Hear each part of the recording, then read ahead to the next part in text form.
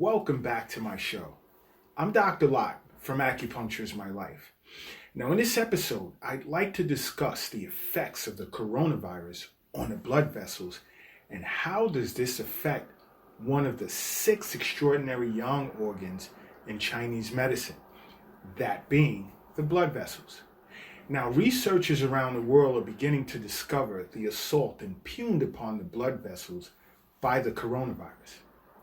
Now it's being discovered that this virus enters the endothelium, which is a single layer of cells lining the blood vessels, and is a defense line of the blood vessels. Now this action by the virus brings down this aspect of the body's defense system to cause problems with microcirculation, which can ultimately lead to multiple organ failure. Now smokers and people with pre-existing conditions tend to have weakened endothelial function, or we can simply say unhealthy blood vessels. Now these individuals tend to have a poor response to this virus. Now COVID-19 can cause swift and fatal damage by way of blood clots. Researchers are assuming that clumps of platelets discovered inside of blood vessels are why COVID-19 patients are rapidly deteriorating. Now, doctors around the world are noticing lots of clotting related disorders, from skin lesions to life-threatening strokes and blood vessel blockages. It is being discovered that pro-clotting effects are more pronounced in people with coronavirus. Now, studies in several parts of Europe are finding that as many as 30% of COVID-19 patients suffered from pulmonary embolism. There are physicians who are beginning to see this disease as less of a respiratory disease and more of one that involves dangerous clotting. Now, what's becoming more of a common symptom of this virus is blood clots in the legs, the lungs, and the arteries. There have been cases of COVID-19 patients having had strokes. We're also witnessing an increase in children being hospitalized as a result of this virus showing signs of inflammation in the blood vessels.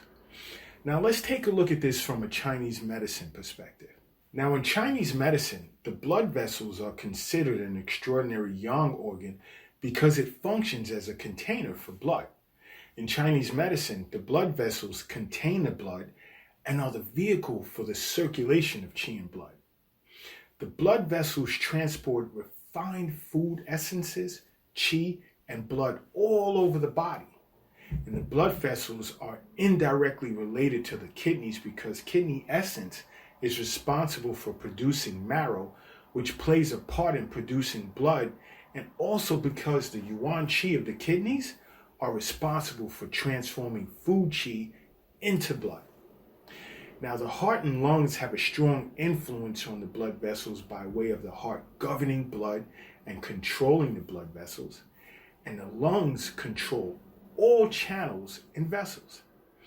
Now, in Chinese medicine, the blood vessels are seen as the passageway of the middle burner. The middle burner is comprised of both the spleen and the stomach.